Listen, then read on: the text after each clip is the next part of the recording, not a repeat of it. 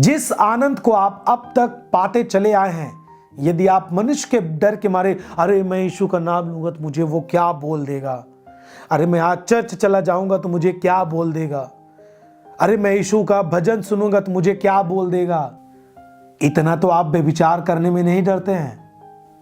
आपको लगता है उसमें आनंद है और आप उसमें बिजी रहते हैं। आप पाप में थे तो आप नहीं डरते थे, आप चोरी करते थे तब नहीं डरते थे, आप शराब पीकर खुलेआम गालियां देते थे लोगों को तब नहीं डरते थे। लेकिन जब आप अपने सच्चाई के जीवन को पा लिया, स्वीकार कर लिया है, तो मैं आपसे पूछता हूं आप क्यों डरते हैं? यह है डर मनुष्य का, और यह डर आपको उद्धार से दूर लेके जा रही है, आपको आपके अनंत जीवन से दूर लेके जा रही है। यह आपके लिए फंदा बन चुका है, आपको इसको अपने ऊपर से तोड़ना पड़ेगा और इससे बाहर आना पड़ेगा। और यह भय आपको पाप में लेके जाएगी, उससे निकलने नहीं देगी। यह भय आपको कभी भी प्रभु की उपस्थिति का अनुभव नहीं लेने देगा। प्रभु के काम को नहीं आप देख पाएंगे, परमेश्वर के प्रेम को नहीं पा पाएंगे, ना किसी को दे पाएंगे, यदि आपके अंदर मनुष्य का भय हुआ तो। सब बोले हालेलुया। सब बोले मनुष्य का भय मेरे अंदर नहीं होगा। मनुष्य से नहीं डरना चाहिए। यदि आप सही काम कर रहे हैं, यदि आप सही चीजों का पीछा करते हैं, सही चीजों का पालन करने वाले व्यक्ति हैं यदि आप, और आप उस समय कोई आपको उसके लिए आपको पीछे खींचे, तो उनसे आप कभी ना डरना। आपके लिए आपका परमेश्वर खड़ा है। वो कितना भी आपका विरोध करें, आपका परमेश्वर आपके साथ खड़ा है। क्या हमने यीशु मसीह का तिरस्कार कर दिया जब हमारे पापा को जेल में डाला गया? क्या हमने प्रचार करना बंद कर दिया? नहीं करना, हमने प्रचार करना हमने बंद नहीं किया। हमने यीशु मसीह का प्रेम का तिरस्कार नहीं किया। क्या आप इसी तरह खड़े हैं? जो चीजें आपने पा लिया है, अब उसका आप, जिस चीजों का आपने अनुभव किया, जो चीजें आपने खुद देखी, जो चीजें आपने एक्सपीरियंस कर ली है प्रभु की उपस्थिति का, उसका आप थोड़ी सी आंधी तूफान के कारण उसका इनकार कैसे कर सकते हैं? मैं तो आपको एक बात बोलना चाहूंगा, जब तक आप अपने अधिकार में सामने वाले को जवाब नहीं देंगे, तब तक वो आपको डरा कर रखेगा। ये चीज नोट करके रख लीजिए। ये मैं आपको 100% बोलना चाहता हूं, ये कंफर्म है। जब तक आप अपने अधिकार में सामने वाले को जवाब नहीं देंगे, तब तक वो आपको डरा कर रखेगा, तब तक आपको डरा कर रखेगा। देखिए, आप इस दुनिया में जीते हैं तो आपको, दुनिया में आप हैं तो सब मनुष्य को समानता का अधिकार है। कोई इस दुनिया में छोटा नहीं है, बड़ा नहीं है। जाति के आधार पर किसी का भेदभाव नहीं किया जा सकता। कोई जाति के आधार पर किसी के ऊपर टिप्पणी नहीं कर सकता, चाहे वो कितने भी बड़े पद में हो, कितना भी बड़ा काम करने वाला व्यक्ति हो।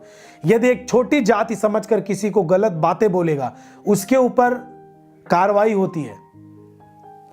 और यदि आपको नहीं पता तो आप डर के मारे जिएंगे। आप में कोई, आपके गांव में कोई ऊंची जात वाला व्यक्ति है, या फिर कोई भी व्यक्ति है, पैसे वाला व्यक्ति है, आपको डराता है, आपको धमकाता है, आपको मारता है, और आप सोचते हैं अरे ये बड़े पैसे वाला व्यक्ति है, अरे ये सोर्स वाला व्यक्ति है, हम इसके खिलाफ नहीं बोलेंगे। हमको कितना भी डराए, कितना भी मारे, कितना भी जबरदस्ती काम करवाए, हमारी मजदूरी ना दे, आप नहीं आजाद हो पाएंगे।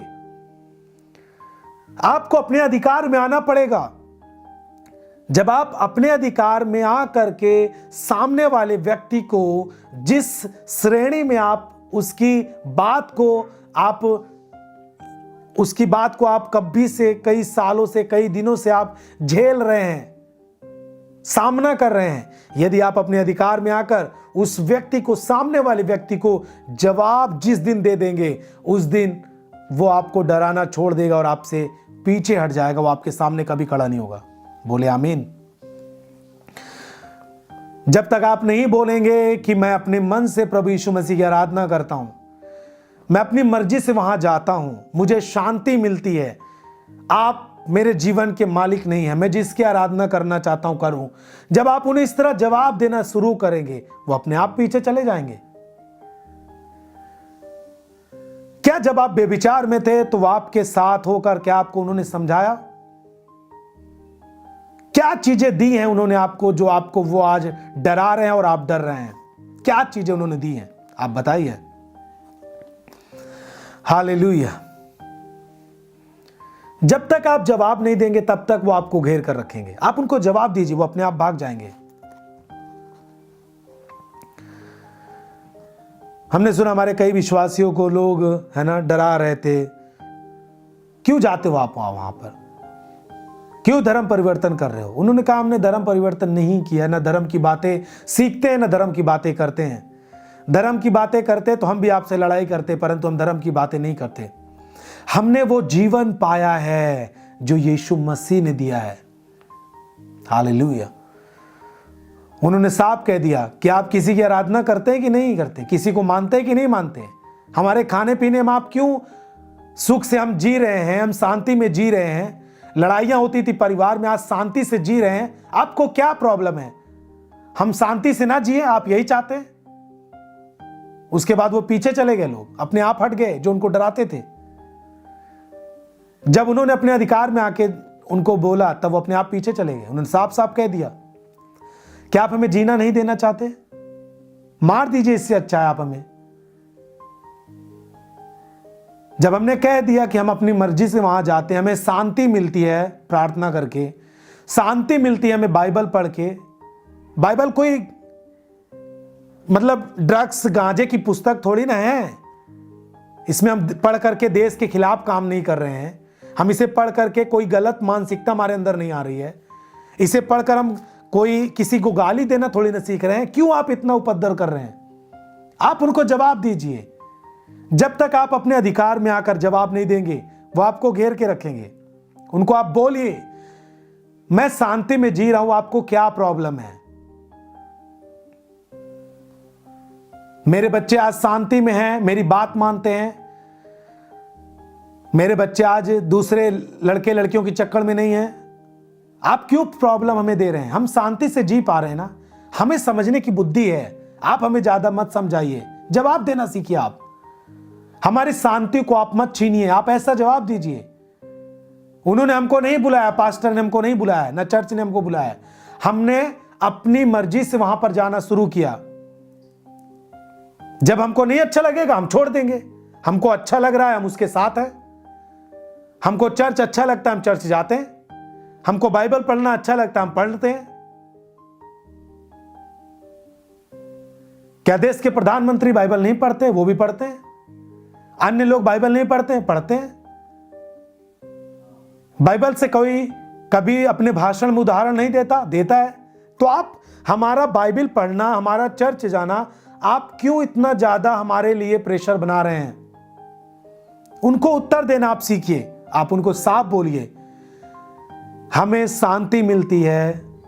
हमें मसीही सत्संग में जाने के बाद हमें मन में शांति मिलती है, परिवार में शांति है, इसीलिए हम जाते हैं। कोई हम पर दबाव नहीं है, कोई जबरदस्ती नहीं है, कोई लालच नहीं है। हम अपना कमाते हैं, अपनी मजदूरी करके कमाते हैं। कोई हमें 1 रुपए देता नहीं है। हम अपना भाड़ा लगा के चर्च जाते हैं, खुद अपनी मजदूरी करके कमाते खाते हैं। नशा करते थे, दिन भर में पैसे खर्चे हो जाते थे, लेकिन आज मैं अपना पूरा पैसा बचाकर परिवार चला रहा हूं। मुझे शांति है, मैं जाता हूं। साफ जवाब देना सीखिए। जब तक जवाब नहीं देंगे वो आपको घेर कर रखेंगे। जब आपसे जवाब पा जाएंगे वो पीछे चले जाएंगे। आप बताइए, हम अपनी स्वेच्छा से वहां पर जाना शुरू किए हैं। हालेलुया। फिर से मेरी बात सुनिए, जब तक आप अपने अधिकार में होकर सामने वाले को जवाब नहीं देंगे तब तक वो आपको डराएंगे, धमकाएंगे, गालियां देंगे। मुझे हंसी आती है, लोग बोलते हैं राशन कार्ड तुम्हारा कटवा देंगे, जैसे उनका देश है पूरा। हमारा इस देश से अधिकार खत्म। मैंने बाइबल का पढ़ लिया, मैं देशद्रोही हो गया, गांव विद्रोही हो गया मैं। तो इन सब चीजों से मत डरिए आप। किसी का राशन कार्ड नहीं कटता प्रिजन, किसी का घर नहीं गिराया जाता। आपको यीशु मसीह नहीं अच्छा लगता, आप छोड़कर यीशु मसीह को चले जाइए। ना कोई पास्टर दबाव देता है, ना चर्च दबाव देता है, ना आपको बोला जाएगा आप क्यों छोड़ के जा रहे हैं। लेकिन जब आपको यीशु मसीह अच्छा लगता है, वचन पढ़ने से आपको शांति मिलती है, सत्संग में जाने के बाद आपको शांति मिलती है, तो लोगों से आप बोलिए, आपको डरना नहीं है। अपने उद्धार को बरकरार रखें, शांति को बरकरार बना के रखें, प्रेम को बना के रखें। वो चीजें जो आपके अंदर दी गई हैं उसे बुझने ना दें, उसे जला कर रखें और उसको अपने जीवन के द्वारा और लोगों तक पहुंचाएं। चर्च की सभी प्रार्थनाओं को और परमेश्वर के दास के द्वारा टीचिंग सुनने के लिए और अपडेट्स को जानने के लिए हमारे इस चैनल को सब्सक्राइब करें और साथ में बेल आइकन को जरूर दबाएं ताकि जब भी लाइव प्रार्थना हो तो सबसे पहले आप देख सकें।